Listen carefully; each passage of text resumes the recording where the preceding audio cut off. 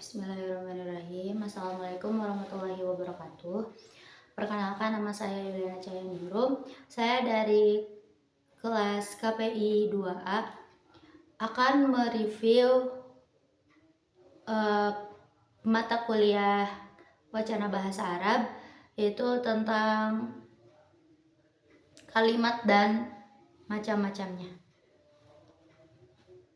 tentang jumlah wa anwa'uha. Setiap bahasa itu terdiri dari huruf, kata, dan kalimat. Jadi kalimat ini terbentuk dari rangkaian-rangkaian huruf dan kata. Lalu apa itu jumlah? Jumlah itu dalam bahasa Arab ya. Kalau misalnya dalam bahasa Indonesia itu berarti kalimat. Lalu pengertian dari jumlah itu sendiri yaitu kumpulan beberapa kata yang memiliki makna.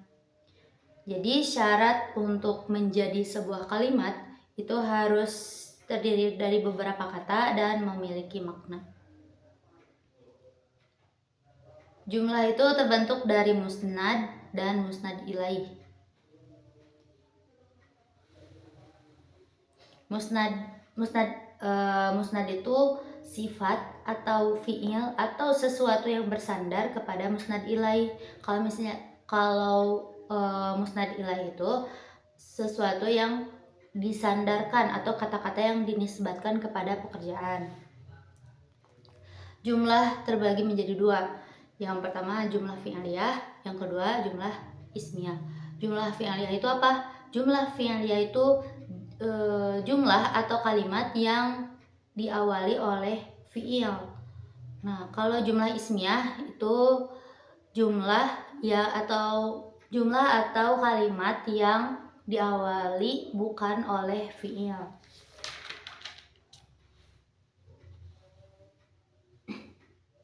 Jumlah fi'liyah itu rumusnya fi'il, fa'il, dan maf'ul bih. Jadi kalau ada fi'il pasti ada fa'il. Nah, kalau jumlah ismiyah itu biasanya mubtada dan khobar. Mubtada khobar.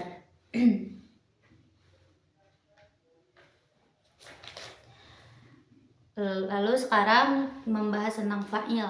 Fa'il itu adalah menurut bahasa ismun marfu'un yaqa'u ba'da fi'li tami mabniyi lil ma'lum.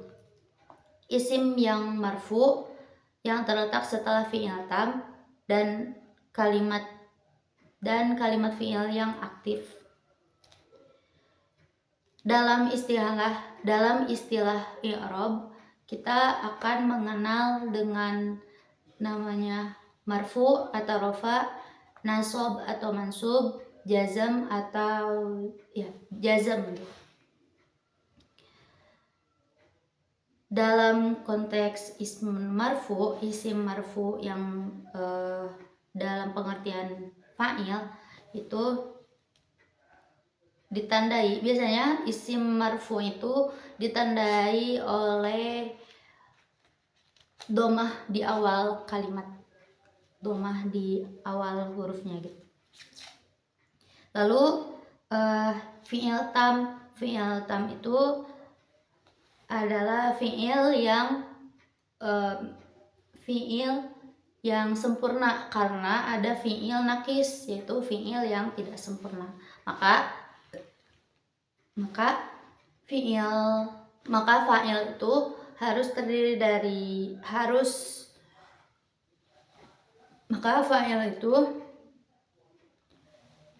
fi'ilnya harus fi'il tam dan kalimatnya pun harus kalimat yang aktif bukan pasif.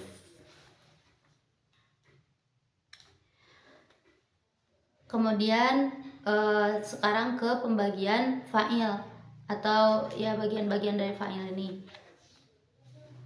Fa'il terdiri dari dua aksam. Yang pertama fa'il dhohir dan fa'il dhamir. Kalau fa'il dhohir itu yang jelas ada isi marfu'nya dan terletak setelah fi'il. Kalau misalkan kalau misalkan fa'il yang domir itu fa'il dengan kata ganti.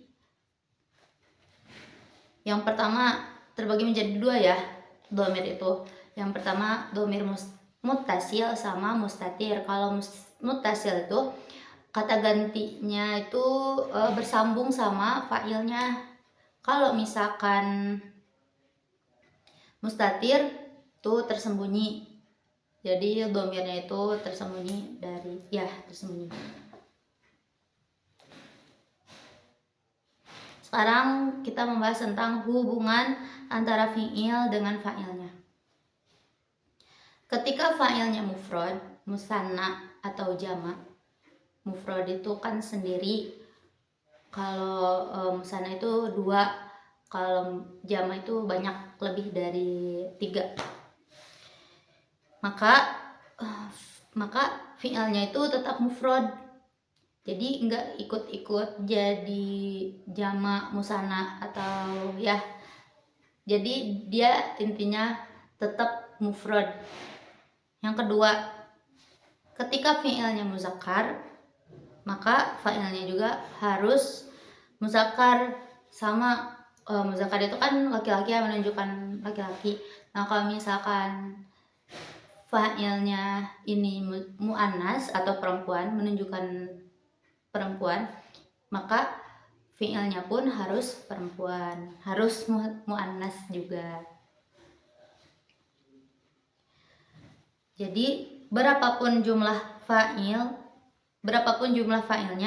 fi'ilnya itu tetap mufrad, kecuali tadi hanya yang menyesuaikan hanya muzakkar dan muannasnya saja. Terus fa'il juga harus terletak setelah fi'ilnya.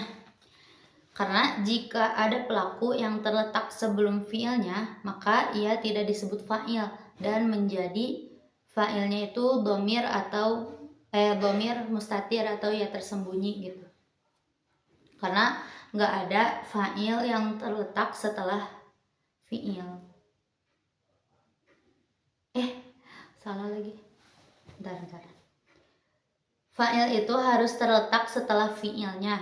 Jika ada pelaku yang terletak sebelum fi'il, maka ia tidak disebut dengan fa'il. Dan fa'ilnya itu menjadi domir mustatir. Jadi kalau misalkan ada pelaku sebelum pekerjaan atau fa'il sebelum fi'il, berarti itu bukan fa'il. Jadi yang kita cari itu yang setelahnya, setelah fi'il itu. Yang kedua, kita membahas tentang maf'ul bih. Itu menurut istilah, maf'ul bih itu isim mansub yadullu ala ma waqa. Secara istilah yaitu ismun mansubun yadullu ala ma waqa'a alaihi fi'lul fa'il. Isim mansub yang menunjukkan kepada sesuatu yang terjadi kepada fi'il fa'il. Tadi kan kalau fa'il itu isim marfu. Biasanya isim marfu itu ditandai oleh harokat domah. Kalau misalkan isim mansub itu ditandai oleh harokat fathah. Dan maf'ul bih ini harus terletak setelah fi'il fa'il. Untuk menentukan fa'il, kita lihat dulu fi'ilnya fi'il apa. Baru dicarilah domirnya domir apa. Sekarang kita membahas tentang aqsam maf'ul bih. Bagiannya itu sama kayak fa'il tadi, ada dhohir, ada dhamir.